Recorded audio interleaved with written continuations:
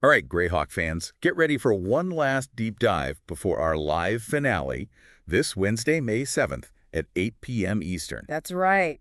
You do not want to miss it. But for now, we've got one last box set to unpack from the ashes. This one's interesting. Oh, yeah. Yeah, we're not focusing on epic battles or legendary heroes this time. Instead, we're looking at the aftermath. Well, The gritty reality of a world rebuilding itself after the Greyhawk Wars. so it's like what happens after the heroes go home and the bards stop singing? Exactly. How do everyday people and societies, even the land itself, cope with the scars of conflict? That's a question we should all consider. From Yeah. the ashes forces us to confront the long-lasting consequences of war. And believe me, it all starts with the land itself. Oh, absolutely. The very landscape of the Flenas has been irrevocably altered by the war. We're not just talking about a few scorched battlefields. No. The rain of colorless fire, that apocalyptic spell unleashed by the civil mages, literally reshaped parts of the world. It's a chilling example of how magic can have lasting repercussions. So like the Sea of Dust. Exactly. That was once a vibrant region. Now it's a desolate wasteland, choked by ash and dust storms. It's almost hard to imagine a whole region transformed into a dust bowl. Right. What would that even do to, like, trade routes? You're hitting on a crucial point. Really? The environmental impact isn't just about a change in scenery. Okay. It has cascading effects on everything, from agriculture and trade to the very cultures that have been shaped by the land for centuries. So it's not just about the land being scarred. It's about the scars that ripple outward, Precisely. impacting every aspect of life in the Flenas. And it's not just the physical landscape that bears those scars. What else? The people of the Flenas are grappling with the psychological and social consequences of the war as well. Okay, so let's talk about that. Yeah? What's the overall mood like in this post-war world? Just imagine living under the constant threat of magical annihilation. Right. The Greyhawk Wars have left people feeling vulnerable. Yeah. Uncertain and deeply suspicious. I can see that. How do you rebuild trust when your entire world has been shaken to its core? That sense of fragility permeates every aspect of society. Give me an example. A once welcoming Nyrondi's village might now view strangers with suspicion, Oh, bolting their doors at night and keeping a watchful eye on outsiders. that's such a stark contrast from open hospitality to wary distrust. Yeah. It makes you think about how quickly things can change. Right. And how deeply conflict can impact basic human interactions. It raises questions for us, too. Readers and potential adventurers. Okay. Who can you trust in this world? Right. Who are your allies, and who might be harboring hidden agendas? And wouldn't those anxieties also push people towards more extreme solutions or behaviors? That's the paradox of this post-war environment. What do you mean? On the one hand, you have heightened caution and distrust. Yeah. But on the other, there's a surge in risky ventures, a desperate scramble for anything that might offer a sense of control or security. So while some retreat into isolation, others are doubling down on the unknown. Exactly. Think about those dwarven clans investing heavily in expeditions to uncover powerful artifacts. Oh, yeah. It's a gamble, but in their minds, it might be the only way to ensure their survival in a world that feels increasingly unpredictable. It's like they're saying we can't just sit here and wait for the next disaster. Right. We have to take matters into our own hands, even if it means risking everything. That desperation, that willingness to gamble on the unknown is a defining characteristic of this era. And it leads to some fascinating developments, both positive and negative. Yeah. Well, I'm definitely getting a sense of a world on edge, a world trying to find its footing amidst the ruins of the old order. Right. But how does that translate to the larger political landscape? Oh, you're right. Because surely the Greyhawk Wars have had massive ramifications beyond just villages and individual anxieties. You're absolutely right. The geopolitical map of the Flenes has been completely redrawn. Old alliances have crumbled, power vacuums have emerged, and some very unsavory characters have seized their chance to rise. Okay, now we're talking power struggles and intrigue. Yeah. So who are the major players in this new world order? Well, Aegis, the demigod of pain and evil, is a prime example. Right. He's expanded his domain significantly, Oh, no. pushing the boundaries of his control and casting a shadow over neighboring regions. Right. Then you have the Scarlet Brotherhood, those masters of manipulation and subterfuge. Oh, yeah. Their influence has spread like a creaking vine, quietly wrapping itself around key regions. But basically the bad guys are winning. It's a harsh reality, but From the Ashes doesn't shy away from the darkness. Okay. And it's not just about these larger-than-life villains. What else? Even on a regional level, we see the impact of the war playing out in disturbing ways. Give us an example. Okay, take the Bone March, for example. What about it? It's now overrun by humanoids, particularly the Euros tribe, known for their brutal practices and disregard for human life. Oh, wow. Their dominance has transformed the region into a place of fear and oppression. Those guys sound awful. Yeah. Definitely not a place I'd want to visit. No, not unless you have a taste for danger and a strong stomach. Yeah.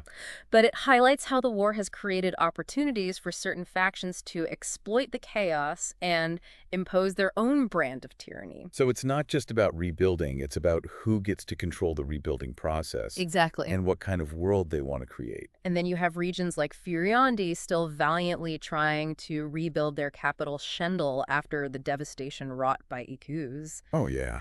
They represent the enduring spirit of resistance, but also serve as a stark reminder of how long the shadow of war can linger. That's an important point. Even if you manage to push back the immediate threat, the scars can run deep. Right. You're constantly looking over your shoulder, wondering when the next blow might fall. And that sense of unease can be just as crippling as any physical destruction. Wow. It breeds paranoia, undermines trust, and makes it incredibly difficult to move forward. It makes you wonder how anyone can find hope or even a sense of normalcy in such a world. Well, that's where the personal stories woven throughout From the Ashes become so crucial. Okay. They remind us that even amidst the chaos and despair, there are individuals who embody resilience, compassion, and the enduring strength of the human spirit. Okay, I'm intrigued. Tell us about one of these individuals. Sure. Who are we meeting in the pages of From the Ashes that might offer us a glimmer of hope in all this darkness? Let's talk about Narasan. Who's that? He's a Nyrundese refugee who fled to the Free City after losing everything in the war. Oh, wow. His story exemplifies the challenges faced by countless others who are trying to rebuild their lives amidst the ruins. So he represents the human cost of the war. Exactly. The countless individuals displaced, traumatized, and struggling to make sense of a world turned upside down. And Narasan's story is particularly poignant because it highlights the dilemmas faced by those trying to do the right thing in a world where the old rules no longer apply. What do you mean by that? Well, Narasan is desperate to find work not just for himself, but for his fellow exiles. He's driven by a sense of community, a desire to help those who have also suffered tremendous loss. Makes sense. But his efforts to secure work for Nyrundese refugees actually create tension with the local guilds in the Free City. Ah, I see where this is going. Mm-hmm. It's the classic conflict between newcomers willing to work for less and those who see their livelihoods threatened. Precisely. And it's a conflict further complicated by the fact that many in the Free City harbor resentment towards those they blame for the war, creating a climate of suspicion and prejudice that makes it even harder for refugees like Narasan to find acceptance and a chance to rebuild their lives. It's a heartbreaking situation, and I imagine it's playing out in various forms all across the Flannis. Yeah. Even with the best of intentions, trying to rebuild a society after such a cataclysmic event is fraught with complexities and moral dilemmas. That's what makes From the Ashes such a compelling and thought-provoking sourcebook. Great. It doesn't offer easy answers or simplistic solutions. It presents us with a world grappling with the messy realities of rebuilding, where every decision has consequences, and where the line between right and wrong can become blurred amidst the struggle for survival. It sounds like a world ripe with storytelling potential, both for game masters crafting campaigns and for players inhabiting these complex characters trying to navigate a world forever changed by the Greyhawk Wars. Absolutely. And while the focus on the aftermath might seem bleak at first glance, I think there's a certain beauty in exploring these themes of resilience, adaptation, and the enduring capacity for hope, even in the face of adversity. Well said, and I think that's a perfect place to pause for now. Okay. We've laid the groundwork exploring the scarred landscape, the societal anxieties, the political upheaval, and the personal struggles that define this post-war era. But there's so much more to delve into. Don't forget to join us for part 2, where we'll uncover more fascinating details about this transformed Flannis, including the unpredictable magic that's reshaping reality itself, and the enigmatic figures who are shaping the destiny of this world in the wake of the Greyhawk Wars. And of course, we'll be back for our grand finale this Wednesday, May 7th at 8 p.m. Eastern. We can't wait to see you there. Yeah. In the meantime, let us know in the comments what intrigues you most about From the Ashes. So far, what kind of character would you play in this world? What stories are you eager to explore? And don't forget to subscribe, and ring the bell so you don't miss out on any of our deep dives into the world of Greyhawk. See you next time. Welcome back to our deep dive into From the Ashes. So in the last part, we talked about the scars of war, Right. both on the land and the people. Yeah. But now, let's explore some of the specific regions and delve deeper into how they're faring in this post-war era. Sounds good. You know, we've talked about the Bone March and Firiandi, and those sound like places you'd want to avoid at all costs right now. Definitely. But are there any bright spots in all this post-war gloom? Well, From the Ashes does present us with a few places that offer at least a glimmer of hope. Okay. One that stands out is the Grandwood, that vast forest at the heart of what was once the Great Kingdom. The Grandwood. Yeah. Okay, now that's a name that sparks some curiosity. What's happening there that makes it different from the rest of the Flaness? Well, it seems the Grandwood has become a haven for those fleeing the tyranny and turmoil of the surrounding lands. The wood elves who dwell there are notoriously selective about whom they grant refuge to. But they have opened their borders to a select few seeking sanctuary. That's fascinating. So they're like this hidden pocket of peace and resistance in a world gone mad. Yeah. But you said they're selective. Yeah. What does that even mean? The source book mentions that they demand oaths of good behavior from those seeking entry. Okay. And they even use magic to verify alignments. Wow. So they have like an elven border patrol checking passports and doing background checks. You're not far off. They've learned to be cautious over the centuries, protecting their domain from those who would exploit its resources or disrupt its delicate balance. That makes a lot of sense.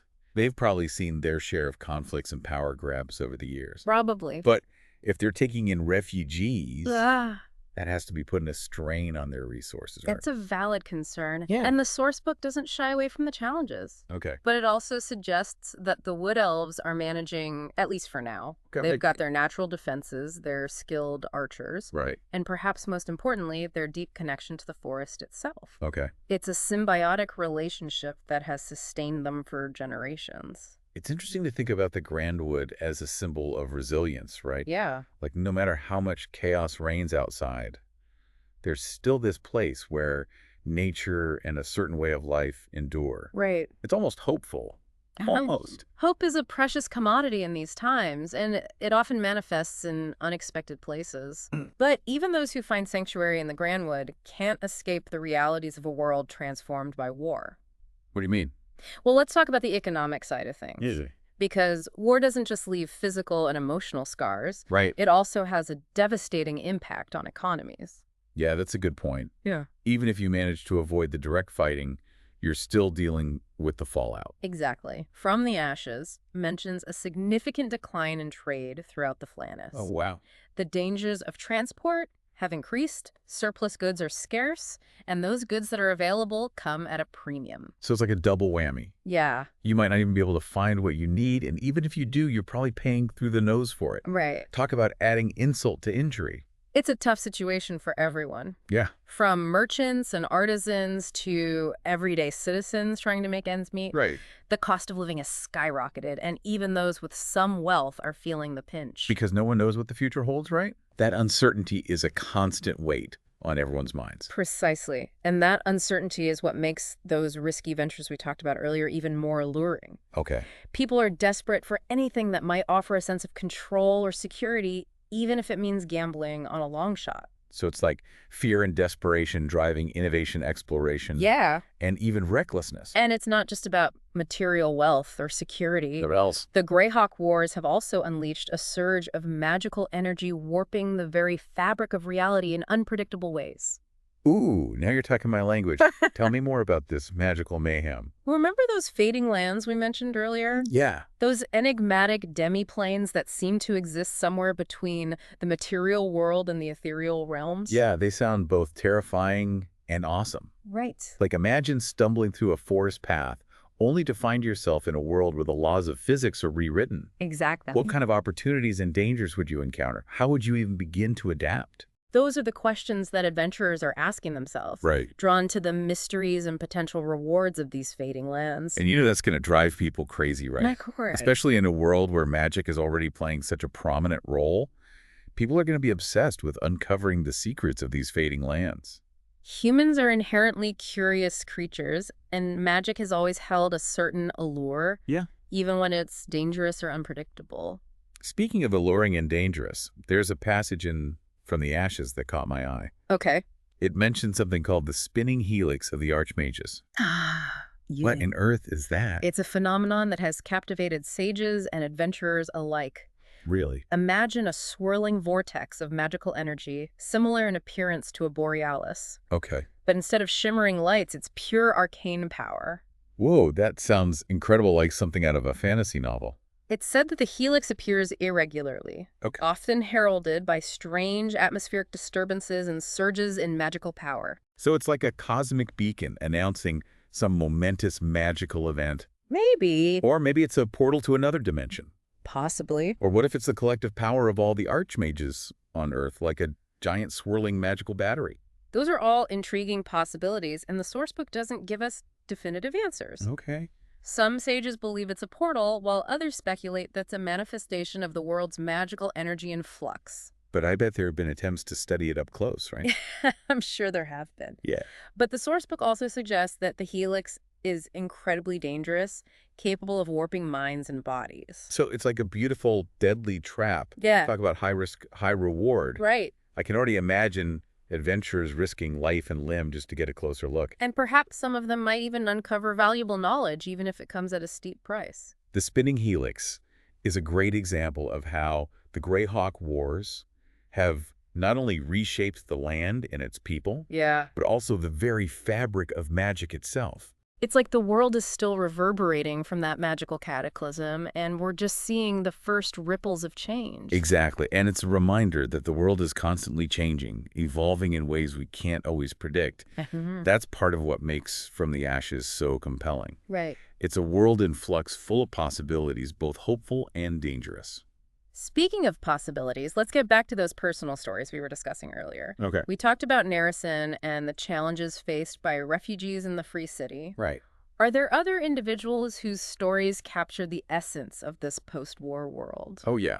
There are many, but let's delve into the story of a halfling named Elowin. Elowin. Okay. She lived in Elmshire, a peaceful halfling community known for its idyllic countryside and love of good food and company. That sounds like a lovely place. It's hard to imagine such a place existing in a world ravaged by war. Indeed, but even Elmshire couldn't escape the horrors of the Greyhawk Wars. Oh, no. The conflict brought not only the threat of violence, but also disease. Oh. A devastating plague swept through the region, Oh, wow. decimating the population and leaving lasting scars on the survivors. So it's like a double blow for them. Yes. First war, then a plague. It's a stark reminder that even in seemingly peaceful corners of the world, darkness can find a way to spread its influence. Wow. The plague brought unimaginable suffering to Elmshire, shattering families' communities, and the very sense of security that halflings had cherished for generations. I can't even imagine the trauma they must have endured. It's tough. How did they cope? Well, Elowin's story is a testament to the resilience of the halfling spirit. Really? Despite witnessing the death of loved ones and the devastation of her home, she refused to succumb to despair. Okay. Instead, she dedicated herself to helping others, Oh, wow. using her knowledge of herbal remedies to ease suffering and offer a glimmer of hope in the darkest of times. That's incredible. She's like a beacon of light amidst the darkness. Yeah. It reminds us that even in the face of unimaginable tragedy, there are always those who choose to fight for survival, for healing, and for a better future. Precisely. Elowin's story is a reminder that hope can blossom even in the most barren of landscapes. It's a message that resonates throughout From the Ashes, reminding us that even amidst the ruins of a shattered world, the human spirit can endure, adapt, and find ways to rebuild. It's a message we could all use a little more of these days. Indeed, and it's a message that's woven into the very fabric of this source book, encouraging us to explore the complexities of a world in transition, to grapple with the moral dilemmas that arise in the aftermath of conflict, and to find those glimmers of hope that shine brightest amidst the darkness. Well said, and I think that's a perfect place to pause for now. Okay. We've journeyed from the haven of the Grandwood to the plague-stricken fields of Elmshire. Yeah. And along the way, we've encountered the resilience of the halflings, the economic challenges of a world in recovery, and the enigmatic mysteries of the spinning helix. But there's so much more to uncover. Join us in part 3 as we explore the resurgence of faith in a world seeking solace, the rise of new and dangerous magical threats, and the enduring allure of the Flannis' vast and unexplored corners. And remember, our grand finale is just around the corner. Yeah. Join us this Wednesday, May 7th at 8 p.m. Eastern for our live Greyhawk Super Special. We can't wait. We can't wait to chat with you, answer your questions, and share even more insights into this incredible world. Yeah, be sure to leave your thoughts and comments below and let us know what you'd like us to discuss during the finale. And as always, like, subscribe, and hit that notification bell so you never miss a deep dive. See you in part 3. Welcome back, Greyhawk fans, to the final part of our From the Ashes deep dive. It's been quite a journey, right? Yeah, exploring the Flannises after the Greyhawk Wars. We've seen the scars on the land, the societal shifts, and the personal stories of resilience. We've talked about economic turmoil, the emergence of dangerous new magic. Even those mysterious fading lands. Right, but there's one element we haven't touched on yet. That plays a crucial role in shaping this post-war world. I wonder. What are we missing? The gods. The gods, of course. In a world shaken to its core, Yeah. faith and religion take on a whole new significance. Makes sense when everything you thought you knew is upended. You might start looking for answers in the divine right. Exactly. And From the Ashes gives us fascinating insights into how the Greyhawk Wars have impacted the various pantheons and their followers. Okay, now you've got me intrigued. Tell me more. How have the gods been affected by all this? Well, for starters, there's a noticeable shift in the popularity of certain deities. Really? War tends to favor certain portfolios. So gods of strength protection and even war itself see a surge in reverence. That's understandable. People are looking for comfort for someone to shield them from the chaos. Precisely. And this shift is reflected in the sourcebook's descriptions of the pantheons. Okay. For example, Heronius, the god of chivalry and righteous warfare, sees a surge in popularity. He's always been a favorite among paladins and knights, but it sounds like his appeal has broadened. It has. Even common folk are drawn to his message of strength and protection in these uncertain times. But on the flip side, who's losing followers in this post-war shakeup? Deities associated with peace, prosperity, and the old order might see a decline in influence. Yeah, like who wants to hear about peace and prosperity when your world's just been turned upside down? It's a harsh reality, but it reflects the changing needs and anxieties of the population. So which gods are feeling the pinch? Rao, the god of reason and peace, is one example. Oh, wow. His followers are dwindling as people turn to more active interventionist deities. I guess when chaos reigns, people want a god who's willing to roll up their sleeves and get involved. Exactly. And this shift in divine favor has ripple effects throughout the Flannis. Like how?